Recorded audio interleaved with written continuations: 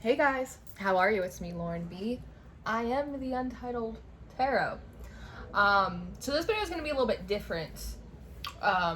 It's going to be a little bit informative and educational, but mostly it's going to be very personal. Perhaps too personal. I feel I feel like God, you just really want me to do this video. And honestly, maybe part of it's like for me too, to like speak it out into the universe. But this video is gonna be about shadow work. So often you always hear people like me talking about doing your shadow work, but no one ever really explains to you what that is, and more importantly, what it looks like in real time, like the actual process of going through it. And a lot of you guys who have been with me for a while, you've been on your spiritual journey for a really long time. You know what shadow work is. You do your shadow work. You confront those inner demons and so many things. But I also feel like there is a wave. I can always feel and sense when there are new influxes of people coming to me or that are being sent to me for healing and guidance and the whole thing. And I feel like it's like Degrassi, the next generation, coming. I feel them dripping into my force field, and then they feel younger, and a lot of them feel a lot newer to the spiritual journey. And so there is this like big sister, like aunt kind of role that it feels like I'm kind of stepping into, right? And a lot of them don't know what shadow work is or what it looks like in real time, right? Because everyone thinks that shadow work is just get your journal and just journal your demons, and it's like that doesn't make sense. Like it does, but it doesn't, right? And I've been talking about like the Schumann resonance and all these big waves of energy coming in, and they're like a power washer, right? I keep saying it's breaking up all of this density in our spirits and it's rising to the surface. So there are a lot of you guys, myself included, that have been dealing with waves of anxiety, like hard time sleeping, disturbed dreams, like also a lot of irritation and like anger out of nowhere just coming up and not really knowing where it's coming from or knowing what to do with it. And I've been experiencing this myself, and collectively there's also been a lot of blockages, and the whole purpose of it, right, is that we can ascend higher and live better, higher quality human lives, because there's a lot of density, there's a lot of blockages, right? And that's why this stuff is coming up to the surface, because we have blockages that we don't even realize that we have. And that is myself included. I am part of the collective. I'm doing this work too. As I always say, I never preach at the top of the mountain. Like I'm in the trenches with everyone. Like I truly am. And so I wanted to explain a little bit about shadow work and what it really means, and how we do it. And then I also wanted to walk you guys through my shadow work that I'm currently doing. I had all of these realizations that had come to me last night, and I had a big purge, right? It's supposed to be a new moon day, setting intentions, but and maybe I did a little bit of that, but it was a lot of purging and realizations for me. So a lot of the stuff coming in a few minutes is about like me and my journey and things that I've experienced, right? And we just put a huge ass trigger warning over all of that stuff, and we'll get there in a minute. But shadow work. What is shadow work? Shadow work is confronting the pieces and the parts of you that you would rather not look at, because they're too painful, because the truths of them can be paralyzing. It is taking a trigger moment and not just wiping it away with a smile and a high vibe attitude, right? But to really lean into that trigger and dissect it, to become an investigator in your own experience of your own feelings, and figure out where they come from when you're feeling sad or lonely or hopeless or angry. Taking that and pulling it away from you a little bit and observing it a little bit like a crystal ball, and like where is this feeling coming from? Where did this feeling originate? What situations happened in my life that I didn't realize had such an impact on me? And really following, right, almost retrograde style, following it backwards to like the point of contact, and then seeing how it expanded and bloomed over your spirit, over your mindset, over your emotions. And that's really hard work, because it means that you can't just run away from anger. You can't just run away from pain and trauma. You have to confront it, right? And it's not the things that are outside of you that you have to confront. Again, warrior spirits. I read for warriors. It's very easy to go to spiritual warfare. It's very easy to set boundaries with people and tell them no. And but it's to fight the things that are, the whirling seas that are raging inside of you. You can't run from that, and you can't spiritually bypass that as well. And that's also something that I want to cover a little bit in this video as well, like spiritual bypassing. Because I think an issue that a lot of people have with shadow work and with blockages in their growth is that, so often, and I'm guilty of it, and I apologize, that we're always saying, everything is a reflection of you. We all mirror each other, and everything that happens and everything you experience, and I just went through a comment back and forth with someone a few videos ago about this as well, that everything that happens to you and everything you experience and everyone you meet is merely a reflection or a projection of something that you're going through. And a lot of times it is. But sometimes it's not. Sometimes we have a hard time doing our shadow work. We have a hard time removing blockages because we're trying to figure out what's so wrong with us that some of these things keep happening to you. Right? How is this situation that's so terrible? How is that a reflection of me? What's so terrible inside of me that is being reflected back to me in my experiences? And so often the answer is that it's not. It's not something that's inside of you, something that's so wrong and terrible that's reflecting outwardly from you and then being reflected back to you.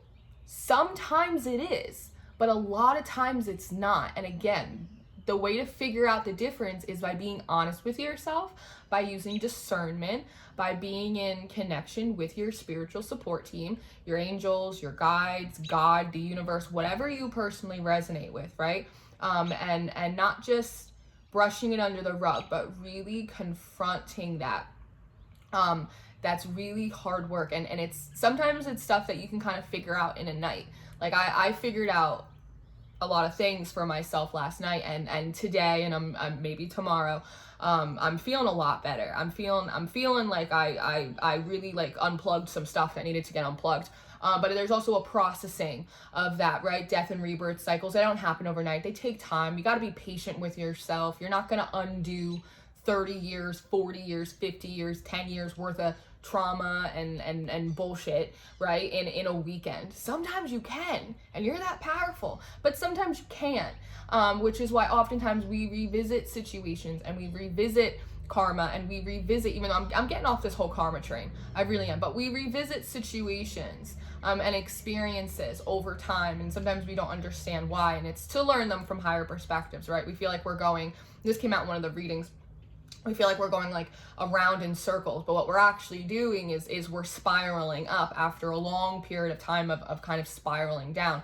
And part of shadow work is pulling those spirals apart and seeing, right, where was the original coil? Where was the first piece of metal that then began the process that I didn't even realize was happening? So this goes into my shadow work that I've been doing the past few days, and particularly last night was like the dams really got released. And again, this portion of the video is extremely personal. It's extremely personal. You could consider it my testimony, but again, it's important to me that you see what shadow work looks like in real time on a real person. And you guys come here every day and I read for you, and you know that I know that oftentimes readers come on here And it's totally their business, and it's totally their discernment. And we as a community of readers and healers and energy workers are always disseminating information and wisdom and knowledge and guidance and all of this stuff, but so little of the time do we express our own experiences that we're going through, right? And something that I've done since pretty much I started my channel, and it's something that at this point I actually take pride in, is allowing you guys a little bit behind the scenes about who I am as a person, not just the Untitled Tarot, like energy worker extraordinaire, but Lauren, like Lauren as a person, because it's important for me, for you to know who I am. This channel, it's not just about the cards. It's not just about the messages that come through. It's not just about the help I'm able to give. It's not just about the connection I have to God. It's about me.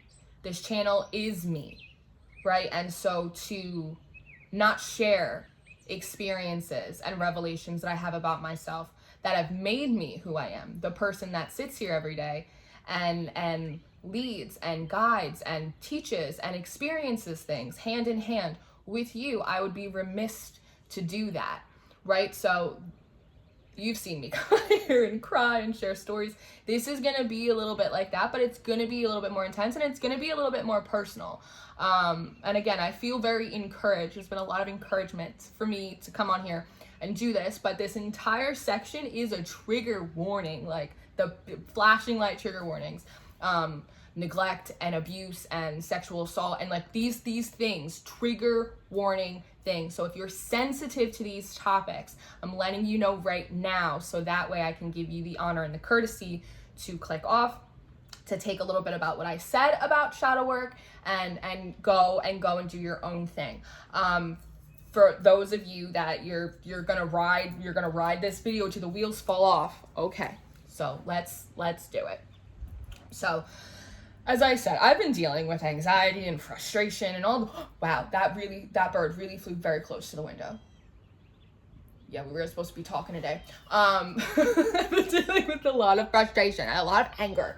And again, out of nowhere. And a lot of the frustration is feeling like I've been like stagnant, you know, in a lot of ways, like in my career and in my finances, just like honestly just like a lot of different aspects of my life. But at the same time, feeling like really grateful for the things that I do have and the progress that I have made, and feeling a little bit conflicted about that. Like, can you be grateful and sad at the same time? I think you can, because so often we correlate gratitude with happiness, and oftentimes it is, but oftentimes sadness and gratitude can exist side by side, right? Juxtapose.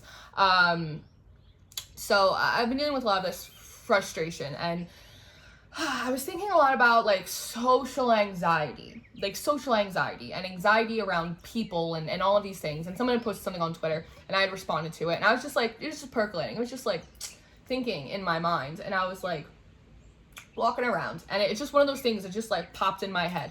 And I think I was pulling the pillows off my bed, getting ready for bed, and I thought, I'm not socially anxious. I don't trust people.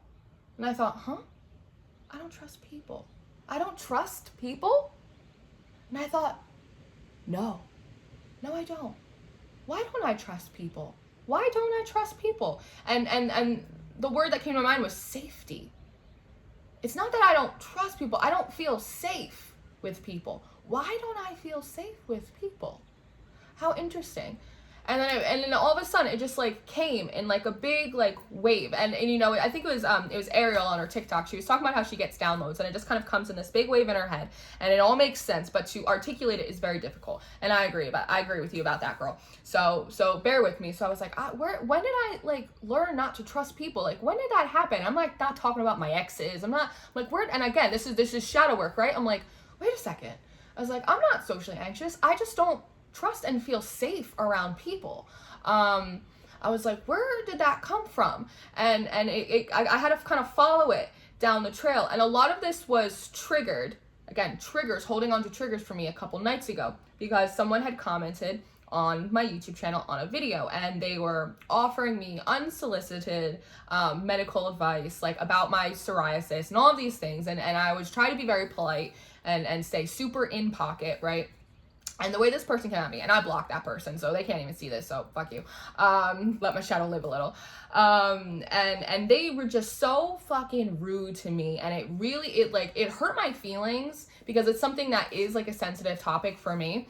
But just the fact that they were so rude, and it was something that I was like, I wasn't even mad at this person. I was just like a little surprised, and it was just something that like I couldn't quite understand like why it was still bothering me. And I realized in that moment of seeing anxiety connected to safety for me, that when that person had commented on my video, what they had done, probably unknowingly to them, was make me feel unsafe in my own home, on my own platform, right? This is a safe place for me. This is where I show myself, and we laugh and we cry and we explore different topics and we share stories and we do all of this stuff. And it's very important that this place is a safe place for you, because you guys share personal stories and you guys you vent and you let it all hang loose, and I fucking love it. I love that shit. And you guys comment back. Again, we're a family. We're a friggin' hive over here. And so it bothered me that I removed the comment, and I ended up blocking that person, because I never want any of you guys to ever feel unsafe, or that there's people lurking in the comments, and if they'll come after me, they'll come after you. Not on my fucking watch. Better put me in the ground before I let that happen over here. But it made me feel unsafe, made me feel vulnerable on my own platform, and that was the thing. It wasn't that person, it wasn't their shitty little comment, it wasn't any of that. It was that I didn't feel safe, and it kind of reverberated out for me in connection to the social anxiety and feeling very overwhelmed by other people. And I love people. I do really well in group settings. I do really well publicly. I was a fantastic bartender. Like I'm good around people, but the thing is that I'm good with people at a distance, when there's a block of wood in between us, right? Or when I'm on a stage, or when I'm behind a camera. When there's like a bit of a distance there, I feel really confident, because again, there's a barrier that allows me to be safe from other people. And again, this is the shadow work, kind of realizing like that person made me feel unsafe. It wasn't that they were bullying me, fuck them. Who were they? You can start your own channel if you're so goddamn smart, right? But it was the fact that they made me feel unsafe, and I had to follow that down and realized, no, I'm actually not socially anxious. I actually love people, and I love interacting with people, but I love interacting with people at a distance, right? Whether it's some kind of physical distance, because that allows me to feel safe. What is this thing about safety that I have? Why don't I feel safe? And I had to bring it, again, unwinding that spiral all the way back down to my childhood. And I've mentioned this in some of the Starseed videos that I've done, which I'm putting this in the Starseed Chronicles playlist. And it made me realize that, connected back to the times when I was really little. And my guardian, and I guess it was the 90s, but let's not make excuses. They would leave me home. I would be 4 years old, I would be 5 years old, and they'd leave me home all the time, all by myself for hours, saying that they were going out for like a cup of coffee and to go pick up some cigarettes, right, at the local Quick Check, and they wouldn't come home for 12 hours. And it was, 96, we didn't have cell phones. There was no, and I was just left by myself all the time, right? And then I thought, and I have these memories, then they kind of floated back into my mind about, well, was there something happen before that? And I realized that there were times when I was really little, like times I almost barely remember, when I was like 2 years old, 3 years old, when my guardian was a single guardian. So I spent a lot of times with babysitters. And there was this one particular babysitter that I had, and they would babysit a lot of kids. And I find sometimes that those, and it's not all of them, but some of those at home, a lot of kids running around, child care situations can sometimes be a little bit dicey. And I remember during nap times, all the kids would go, they'd get their sleeping bags, they would go nap. And for some reason, I would be separated out. And I don't know what it was, but they'd lock me in the basement, and there'd be like this hard like metal table, and I'd have to lay on it with like this little blanket, and it'd be so cold down there.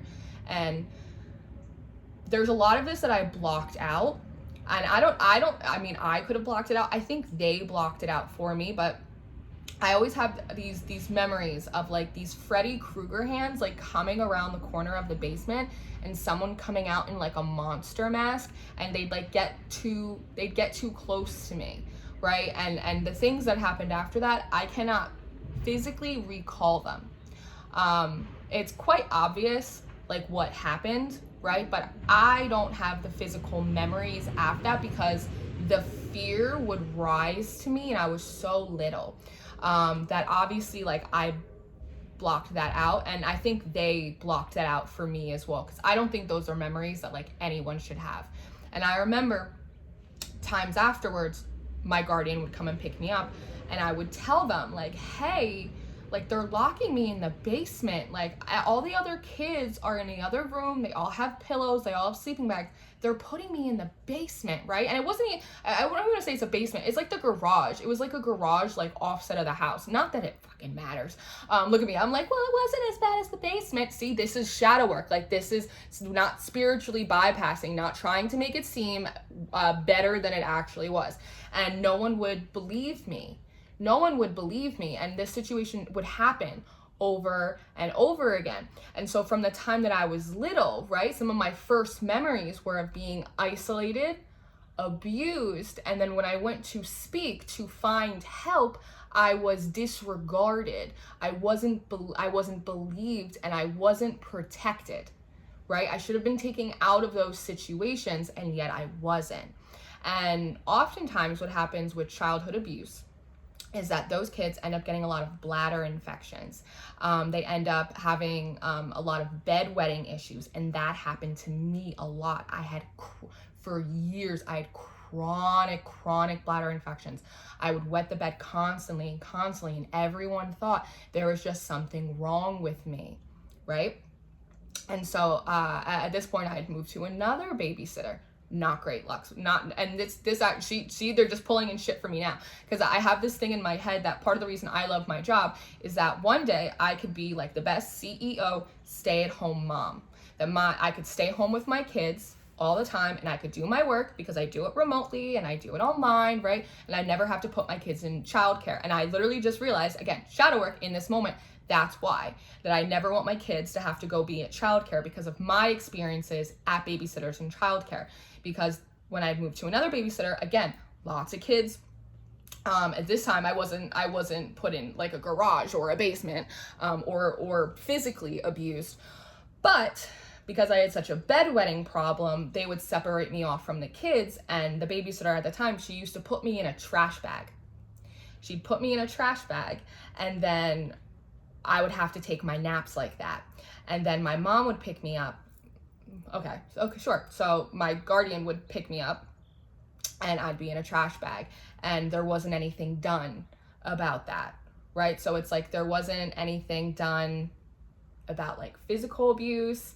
No one paid attention to the the health effects of that, or like the bedwetting, or the fact that I had other caretakers that were putting me in trash bags. Like nothing was ever done about that. Again, and this goes back to safety. I cannot trust that the authority figures around me are going to protect me. And even if I express that I don't feel safe in a situation, nothing is still going to get done about it. And so oftentimes what happens with these kids is that they have issues, they freak out. People thought I really was like mentally disturbed as a kid. They tried to make me go to therapy. I started lying a lot. That's when I originally learned to lie. And I would have these huge freakouts and these breakdowns and these huge bursts of anger, right? And everyone just thought I was like losing my mind. Like they just really thought I was like a really emotional, kind of unbalanced kid, and the therapy never worked, and nobody ever understood why. And it's because I was getting therapy for the wrong issues, right? The things that actually were a problem were never acknowledged, they were never admitted, and I was never treated for them. And I just went on that way. And then I got a little bit older, and then I'd be left home. I'd be like, okay, you're gonna go get a pack of smokes, like, cool. And no one would come home for 12 hours and I'd be all by myself. And, you know, I'd have to learn how to cook and I'd have to, right? So it's like abandonment. And again, this is all like the shadow work, and all of a sudden it just started like, and it's like information that I already knew. It's like stuff that I already knew I experienced, but I was just like, meh, shit happens. Like, that was really my approach. I was like, well, I'm just super independent, so, you know, like, no big deal, like, shit happens to everyone, like, I'm not the only one. Like, it never even occurred to me, like, from, again, that zoomed out, looking at the crystal ball kind of perspective, that I was like, wait a second, like, from the time that I was born, I was like, this is some crazy shit. And when I was a baby, I had, like, pre-stage leukemia, too, and through the treatments of that, when I was first born, the doctors considered me like 50% deaf in both of my ears, so I was sick. So it's like the second I came into this world, I was a really sick kid. And then when I finally got like healthy, I got better, then all of a sudden I got sick again, but emotionally, spiritually, because of the abuse and the neglect, and the people that were entrusted to take care of me, to protect me, they didn't do it, even when I vocalized that I didn't feel safe. So it was like there was no safety outside of my home. And then when I'd come home, I'd be left by myself all the time. I had to be independent. I had to do it to survive, to get by. And my caretaker happens to also be someone that suffered from their own mental issues, bipolar disorder, stuff like that. And I used to relate it to sometimes living with an alcoholic. You know, some days I would come home and it would be manic happy, right? Presents for no reason, and pancakes and this and that and fun, and be like, okay, awesome. And then other days it would be manic depressive, and it would be tears and rage and throwing things across the room, and I'd have to go and I'd hide in my room, right? The one place no one would get to me. And this person, they would slam and slam on my door, very like, here's Johnny, right? So it's like, even in those moments when I was trying to protect myself, create a safe space, create like a little bit of solitude away from it, I couldn't even find it then. Right? And again, this is all things that like that I knew I experienced about it, but I was like, oh, whatever. Like, it didn't really occur to me like actually how that affected me. I thought that I was just so strong and so independent that I'm just like Teflon, things just roll off me and like good for me, like whatever. It never occurred to me from the outsider's perspective, like how that actually impacted me for the rest of my life. And then feeling so small and so unprotected and vulnerable, I would then go to school and I would be bullied by the kids like mercilessly. When I was in elementary and middle school, I changed schools probably like 5 times because I was getting abused there. And when I would tell the teachers, nothing would get done, or the principal, and nothing would get done. So it was like I was getting it at school, I was getting it at home, I was getting it from my past. Like, there was no safe place for me. The only safe place that I had was in my own mind. And I see that time now, and I realize, other than this exact moment that I'm living in now in this phase of my life, that's when I was the most connected to God, because that's all I had to talk to. You know what I mean? And I see now different signs and synchronicities and stuff that they were sending me that I wasn't able to interpret it at the time, but I'd spend a lot of time. That's probably why I love nature so much, because as a kid, it was the only safe place for me to go, was out. And I'd go and I'd walk around the block time and time again, and I'd go find a park or the beach, and I'd go lay there all by myself, because it didn't matter, no one was home to watch me, right? And so again, shadow work in real time, I'm realizing, oh, that's why nature and nature walks and being outside are like the only places that can make me feel calm and feel safe when I feel kind of like everywhere, because that's what my only safe place as a child. Again, shadow work in motion. And looking at it last night, I realized, wow, like that really affected the relationships that I've been in since I started dating, because I've always been seeking a sense of safety, a protector, someone to like take care of me, right? Because I've always had to take care of myself, and then as well take care of other people. I've always had to be independent. I've always had to be the strong one. So I always sought out men who were very protective, very kind of macho. But on the negative, the shadow aspect of that is that a lot of those men ended up being very controlling. They had a lot of anger issues. which the way they tried to deal with it was by exerting control and being overbearing. And when people are being too overbearing with me, my instinct, just like it was when I was little, is to exert my independence, leave a situation, that kind of thing. And when I would exert my independence, right, when the kind of protection that I was seeking from these people turned into more of a toxicity, controlling, dominating situation, I would have to exert my independence, which would then incur anger upon me, right? And the only time that I was being protected or covered in a healthy way is when I was being subservient, when I was being agreeable, when I was being overly compromising, right? Me being subservient was a way for me to earn someone else's protection of me. Does that make sense? Because again, this is the unraveling that I had to go through. And when I exerted my independence, I no longer earned or deserved my protection. So then my protector then became my aggressor, right? And so the only way I knew how to do that was to do something to get out of that relationship somehow, often by self-sabotaging. Different things, just in a variety of different ways.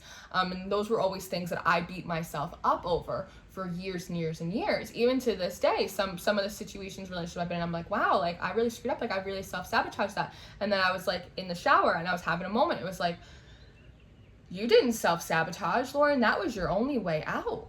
The only way you knew how to get out of that situation was to completely blow it up, because you didn't understand how to walk away, and you didn't have the ability to recognize toxicity or what was unhealthy. You just realized that you didn't feel safe anymore in a place where you intended to feel safe in. So what did you do? You did anything you could to leave. It was survival instinct, not self-sabotage. And then I was like, whoa, like we're really getting into the thick of this now, right? And so I'm sitting here and I'm going down the shadow little wormhole, and I'm just looking at everything, this crystal ball of my experiences, of these things that happened to me when I was a baby, and these things that happened to me as an adolescent, and these relationships and experiences that I incurred as an adult, and how they all go back to the idea of me not feeling safe. And the only time I'm safe is if I'm at a distance from people, right? Which only further then isolates me from people, right? Not allowing myself to have a support system, not allowing myself to have emotional support in my life, only thereby making my hyper independence as a trauma response that much more, right? It's very interesting, and I kind of looked again from this outsider perspective, and it like brought me to tears. And I was thinking, I was like, I never had a fucking chance. I was like, from the time that I was born up until, very recently, I was like, I didn't stand a chance. There were predators and abusers and neglect and violence everywhere I turned. I didn't stand a fucking chance. Of course I was fucked up. How could I not be fucked up? Who wouldn't be fucked up in those situations, right? And I was like looking at that, and I became overwhelmed with this sense of compassion for myself, because I'm so hard on myself all the time, because it always felt like the world and everything else was really hard on me. And all of a sudden I got this overwhelming wave of self-love and self-compassion, and I was like, wow, I'm not a bad person, right? So much of the reason that I worked so hard, I'm always trying to be such a good person, is because I always thought that I was a bad kid. That was ingrained, right? When I was in therapy, and I realized, no, fucking shadow work, I'm not a bad kid. These were bad adults around me everywhere I turned, and they put me in a terrible position, and then they didn't help me, right? They didn't help me heal from that situation. They just compounded on top of it. I wasn't bad. They were bad. And that is not a reflection of who I am inside. Those situations were not a reflection of some kind of life lesson, some past life karma I needed to process and deal with it. It wasn't, a mirror image of my own issues that I was going through. I was a kid. I was a baby. I'm not going to spiritually bypass myself. That was wrong. I was abused. And I absorbed that and I took it with me throughout all of my life. And I am responsible for the choices and decisions that I make as an adult. But at the same time, if I don't know why I'm making certain choices, if I don't know why I'm feeling a certain way or I'm doing a certain thing, well then you can't take accountability and responsibility for things that you don't realize that you're doing or why you're doing them. And I was just hit by this wave of just compassion and love and realizing, wow, like so much of this shit is not my fault. It's not my fault. Things that I'm going through now or things that I have experienced, it's not me like incurring bad karma. I don't think karma's real. It's like God's justice is real. Absolutely. I was like, this is not me incurring bad karma, working through past life stuff. I was like, no, this is me working through this life stuff. And in those moments of, I never stood a chance, and realizing that it wasn't my fault and all of this stuff, it reminded me of this video, this reading that San had put out. I think it was yesterday or the day before, and it was a Leo reading, and it said, off at sea, ... nearly there. And there's this point in the reading where she talks about, and I have a lot of Leo placements, she talks about how there's this protector energy and how whoever she was reading for was being blocked, and they were really taking the brunt of it, so that way whomever she was reading for really couldn't see the intensity of the things that were going on around them until they got closer to land, right, to kind of see it. And it struck me in that moment that that's exactly what happened, because as I looked at my past and I thought, wow, I never stood a fucking chance, and then I thought, wow, but I'm here now. How did that happen? And in the zoom out, I realized and I felt like this platoon of energy around me.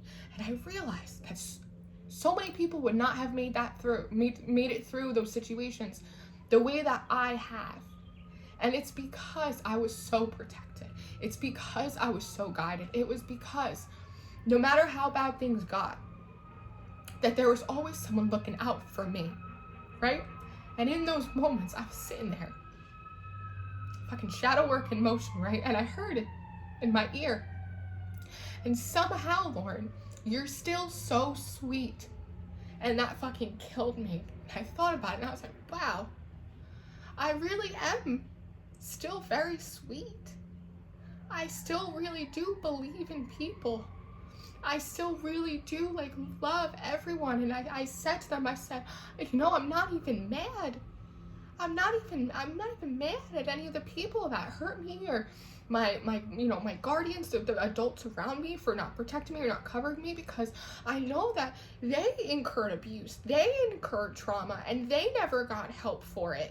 It was never addressed. They were just expected to absorb it and keep moving on, right? So how could I judge them, again, for what they didn't know that they were doing, or when they weren't given the tools in which to deal with me, right? Maybe it was traumatizing for them to watch me re-go what they had gone through, and it paralyzed them, and they weren't able to enact. They weren't able to step up, right? I was like, I'm not even mad.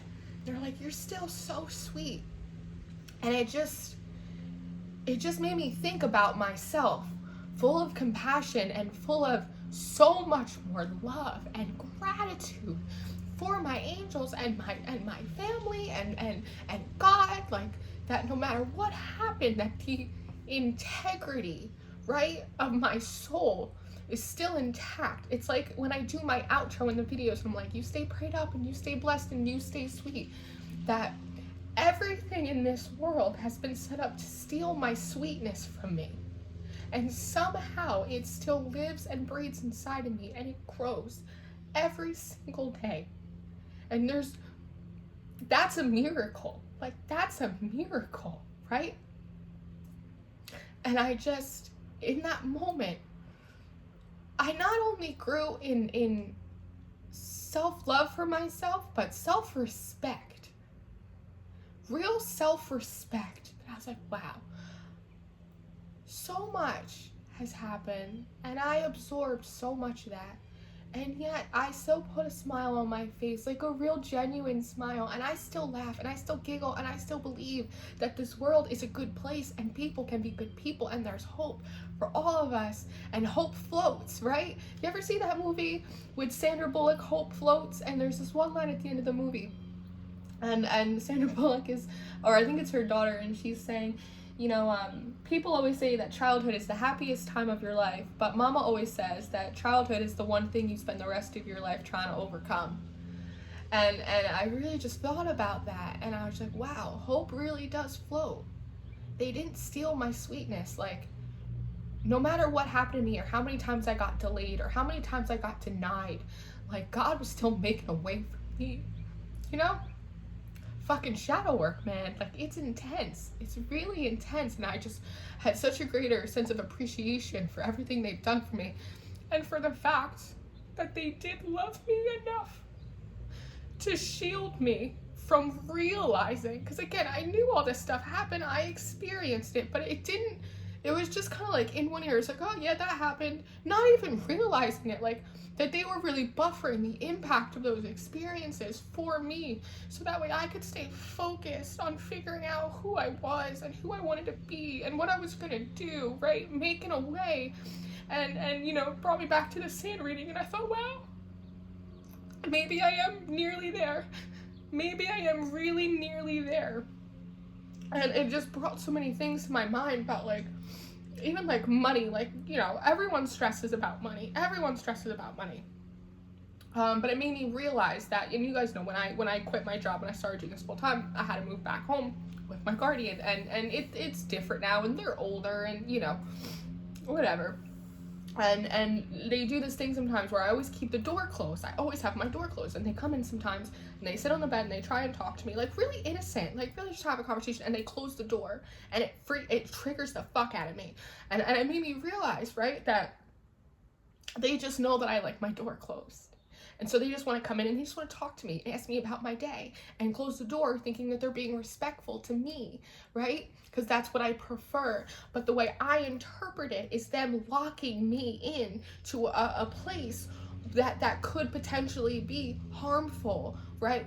Emotionally, not physically, but emotionally to me, right? And that triggers me, and it really allowed me to kind of heal and work on that portion and see that they're not trying to bother me, and they're not trying to scare me, or they're not trying to do that. They're just trying to be mindful that I like my door closed and they want to talk to me, right? And that money, when I stress about money, and I always say, like, the universe doesn't cash checks unless you write something in the memo box, right? What is it for? And I realized that so often in my life I've worked so hard because money for me is a tool, a resource, completely correlated to safety. If I am more financially independent and secure, then I can be in my own place. Then I can be in control of who comes in and out of my space. And then I can thus ensure my safety. And it became this whole thing of, you know, other people are not responsible for my triggers. I have to be able to create safe spaces for myself. How do I give myself a greater sense of safety, right? And that relates back to the comment on my channel from a few days, realizing that, like, if you pop off in my comment section, like, you gotta go, I immediately deny you access to me and my energy and the people that come in and share this space with me, right? And that was just an example of how I can do that. And it made more sense why I stress about finances so much, right? Because I am a small business and I am new and I am just trying to let this baby, like, get its legs and, like, crawl around and grow organically and not treat myself and my gifts that have literally allowed me to survive, right, into like a machine, right? But it just made me realize, like, a little bit, like, oh, that's what it's for. That's what it's for. It's to create and find spaces that I can be safe in, and then allow me to create and extend that safety to other people, to help them in ways that I was not helped. I need to find ways to create safe spaces for myself. I need to find a way to create health and healing for myself too, right? And maybe we are nearly there. maybe now I've kind of figured this out. I didn't realize how it was affecting me, right, this whole time. And so many times I felt that the universe and God didn't have my back. And I realized how much they did have my back and how amazing I am. You know, I had this moment and I was like, wow, I'm incredible. It's like, I'm amazing because all of that stuff, and I'm still so strong, and I'm still so sweet, and I still have so much love to give, and I still have so much good to do in the world, and I've already done so much more good than bad that was done to me. So just imagine how much good I'm gonna continue to do moving forward for the rest of my life.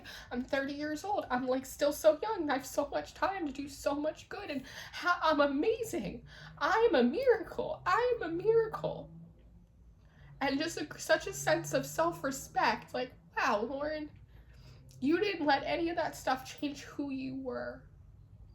And you're so loved, and you're so guided. And I had this moment, and I'm like going through all of this, and I try to make sense of it, and I just kind of looked up, and I was like, why am I here? Why am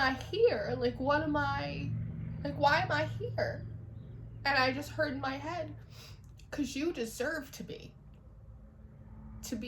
You know, oftentimes we see the human experience as a punishment, and despite all of the bad things that can happen to you, at no fault of your own, to be human, just statistically, the fact that you exist is a privilege. And they said, you deserve to be here. Of all the people, Lauren, you deserve to be here. You deserve to live. And I thought, wow. So what's next? What's next? And I had my headphones on and I was doing the shufflemancy. And they played that song by Heart called Crazy on You, right? You're doing fine. Only thing left to do is go crazy on you.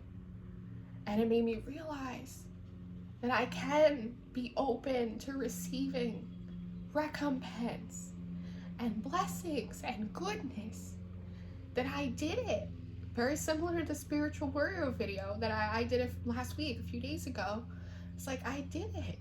I am nearly there. I made it to the other side, and my soul is still sweet, and I can receive blessings. Like, I can receive kindness. Like, I can receive love. Like, I'm allowed to feel safe, and that is such a blessing, right? And I was just like, it's just incredible. And so in these painful trigger moments, holding on to it and really dissecting it, it's truly like a can of worms. You like crack open the top, like, what? So why does that bother me so much? And then all of a sudden, it's like snakes and ladders. Everything bursts out around you.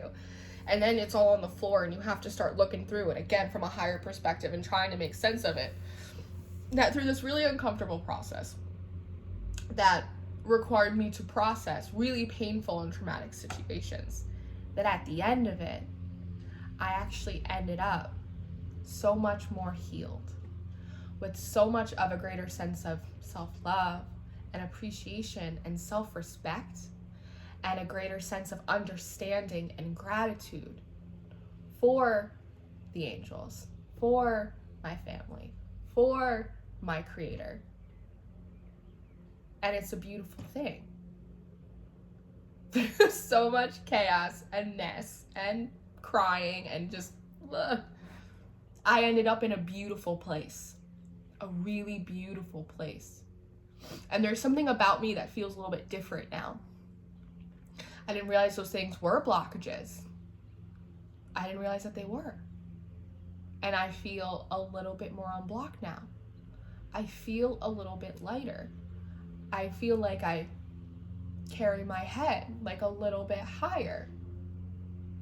And that is shadow work.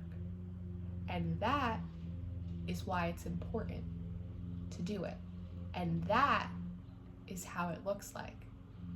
It's messy, it's chaotic, you're gonna maybe scream and ugly cry.